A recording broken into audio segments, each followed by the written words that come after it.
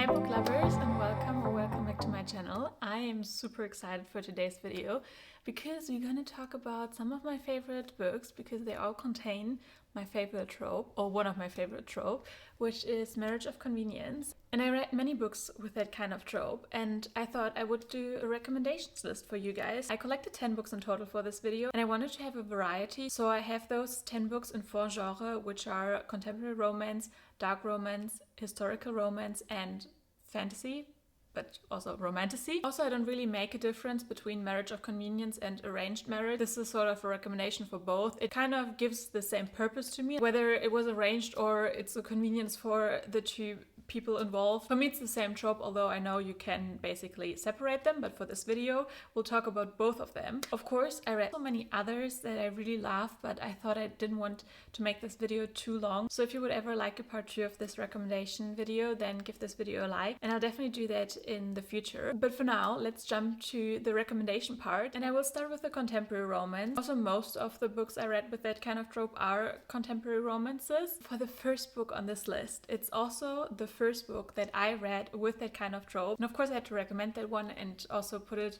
here at my first, and that is Terms and Conditions by Lauren Asher. This book really sparked a love journey, not only with Lauren Asher herself, but with the whole trope. And I think in general, this is an incredible book. I loved Declan and Iris both so much. Iris was just a queen, a goddess, and Declan, his way with words and languages just took my heart, and what he did to win her over. This was so good. So in this book you have Declan, who needs a wife because his grandfather, who basically owns like the equivalent to Disney, put a few terms in his inheritance in order for Declan to become the CEO, and that is that he needs a wife, and not only that, he also needs to have children with her. And Declan is not a sunshine boy. Iris knows that because she's actually his assistant, and I think she has been for a year or a few years, and she tries to find him a bride. But because he is the way he is, they never want to go through with a wedding with him. And on his engagement announcement, he was also mean to his latest bride, so she left as well. And all Iris really can think of is that he should marry her. So she really rescues him here and marries him. And yeah, from there on you have their relationship, and this is definitely one of my favorite books. It's also one I really want to reread. I think Lauren Asher just did a great job to put a really strong female character with Declan, who wasn't always easy, but I think they are perfect for each other. So that is my first recommendation. Definitely read Terms and Conditions by Lauren Asher.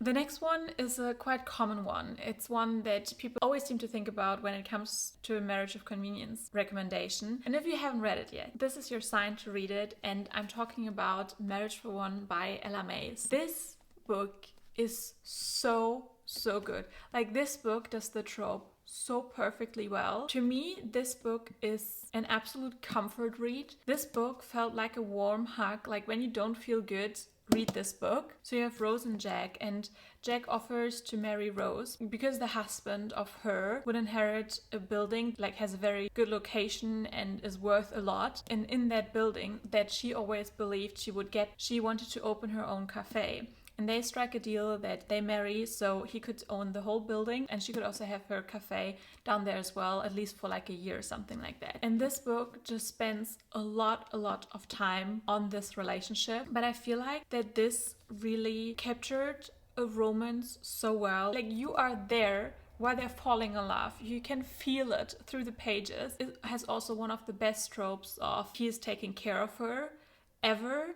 I absolutely adore this book. I will definitely reread this one. I think if you're someone who doesn't really like to spend a lot of time with the couple, or you need like an action-packed plot, this might not be for you.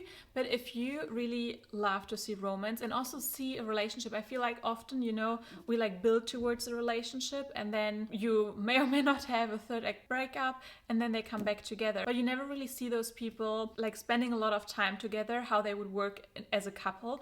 And here you have that. You can just envision them as a couple. Like, it is not really a slow burn, but it definitely also feels slower, so the tension doesn't go away just because, you know, they're married from the beginning. Next up, I have Fake Empire by C.W. Farnsworth. This really gives the vibe of Chuck and Blair, you know, Gossip Girl New York vibes, but it is arranged marriage. They're both super rich and powerful families in New York City. The parents arrange for like those families to marry each other, so they have like a worthy partner. Scarlett and crew actually know for like a long time that they will have to marry. What I love about this book is that I think Scarlett was just a queen. I loved Crew so much, don't get me wrong. She also kind of reminded me of Rose from the Calloway Sisters series. And one of my favorite things in books is when the female character is, I don't want to say like a cold bitch, but it kind of seems cold. I don't know, there's just something where he has to like melt her heart down that I eat up so much. And really, if you just want to have like a good time and have like a Gossip Girl vibe but make it a book, then I would highly suggest you reading this. Then another book that I read on my Kindle, so I don't have it with me, is That Kind of Guy by Stephanie Archer. That is the first book in her Vancouver Island series. In general, absolutely love that little small town series. It's interconnected standalone, so you can read them however you want, but I would of course suggest you start from the first one, especially since the first one is Marriage of Convenience. And in this book you have Avery and Emmett, and they have a marriage of convenience because I think he wants to change his image about being a family guy to become mayor, and she needs money to buy a restaurant she really wants and she always worked at. And he comes from quite a rich family and he's also a big business guy. And this was maybe not the best romance I ever read, but it was so lovely. And I think with Stephanie Archer's books, they're always quite easy to read. They're also really steamy. By the way, all of those books are quite steamy. I love a steamy book, especially Lauren Escher's one and also Fake Empire. Marriage for One is also steamy, but not on that level. But That Kind of Guy is definitely steamy as well. It's also a small town romance, so I feel like it's not as serious. It's a bit more silly and fun, just a good time. And the last book I have in this category of contemporary romances is none other than The King of Wrath by Anna Huang. And in this one, you definitely have an arranged marriage. This is not considered dark romance, but if you would ever want to know whether dark romance would be something for you, I feel like Anna Huang kind of has the feel of a dark romance without like going all the way. In this one, Vivian really doesn't have a say in whether she wants to marry Dante or not, because her dad arranges the marriage between her and Dante, who comes from like one of the old established rich families of New York, I want to say. And her family comes from new money, and her dad wants to marry her off to like get a better rank in high society. And it's definitely giving enemies to lovers. I love in her other series as well that you also have like great girl friendships in them, and it's dual POV. If you want an asshole billionaire who by the end would do anything for her, then this book is for you. Actually, if I think about all the books that I have here, most guys are quite rich. I don't know, that seems to be a theme as well, or at least in the books I enjoy with that trope. So now let's venture into dark romances. The first one I have is My Dark Romeo, but it's definitely on the lighter side, and this is really just for fun. I thought that the main character girl was actually quite insufferable at some points, and I didn't really understand her all the time, but she also matched him so well. And I feel like with books like this, you can't take them too serious, but they're just so fun to read, and I eat it up all the time. He marries her for revenge. He kind of wants to ruin her reputation because I think where she grew up, they're all very religious. Because he tempts her, she has to marry him, and by that ruins her reputation. This is a very fun one, and also I think an easy introduction when you want to venture into the dark romance. And also the cover is just gorgeous. I also have a special edition of this one, not because it was the best book, but I just absolutely love the cover.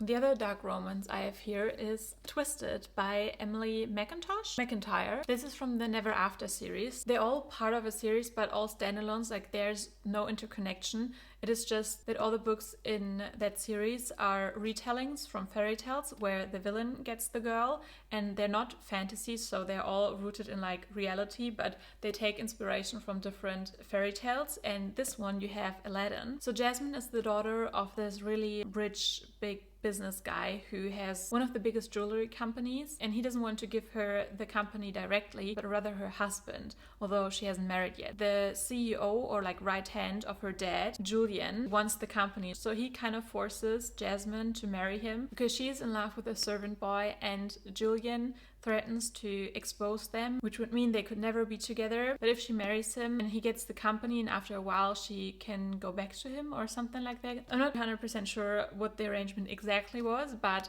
this one was, again, so good, so much fun. This one was a lot darker than, I think, My Dark Romeo. The whole Never After series is not on the very bad end of dark romances. It's also dual POV and very, very sexy.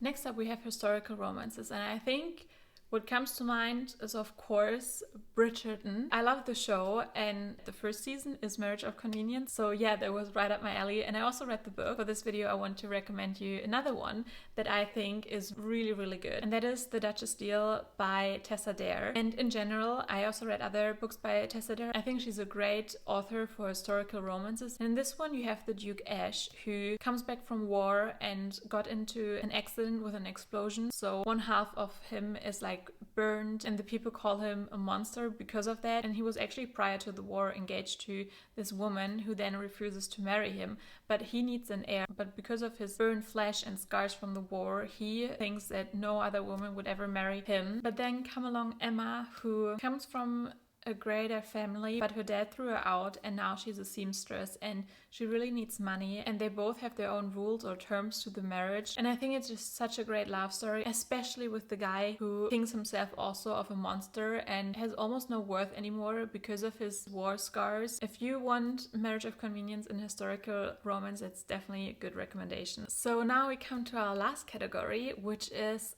romantasy, and one that might be quite obvious because, as I said in my last wrap up, I love that book. That is Ellie Hazelwood's Bride. This is a paranormal romance with an arranged marriage between a werewolf and a vampire, and I think this book has a great plot, a fantastic love story, and all the elements I want from Marriage of Convenience or arranged marriage. So if you haven't picked this up, I highly suggest it. This book is quite steamy, and just to warn you that the sexy parts in here are also part of the paranormal romance, let's say that. I think this was really, really great, well written. This is only in her POV, but I feel like I still got to know both of them. It had a great balance of plot and story. I loved the world in here. This one is definitely a recommendation if you want Marriage of Convenience in a fantasy world. Then my last recommendation for today, also fantasy book, is The Bridge Kingdom by Danielle L. Jensen. In this one you have Lara, who knew basically her whole life that she would end up marrying the king of oh my god, I can't say that name. The king of the Bridge Kingdom, basically. And she has to marry him for peace, but her kingdom doesn't really want peace. They have been starved by the Bridge Kingdom, therefore trained Lara to become a warrior, an assassin, and a spy. That once she lives with a king who's called Aaron, that she should learn all the secrets of the kingdom. But once she marries Aaron and lives with his people, she sees things differently, and of course feelings get in the way, and you have a whole journey from there. And this is a fantasy book that is really plot heavy, so I just want you guys to know that I don't think the romance is the absolute focus. And you have the whole Bridge Kingdom series, but only the first two are about that couple, and then you follow different couples in the universe. So if you don't want to commit to like a long fantasy series, I think that is also a really good one. So with that said, we have all the Marriage of Convenience books that I really, really loved. There are more, like it was so hard to narrow it down to 10 books. So definitely let me know if you want to see a part 2. And if you have any good recommendations, also leave them in the comments. But these were my 10 recommendations for today's video. Give this video a like if you enjoyed it, and also subscribe for more bookish content. And I'll see you guys in my next video. Bye!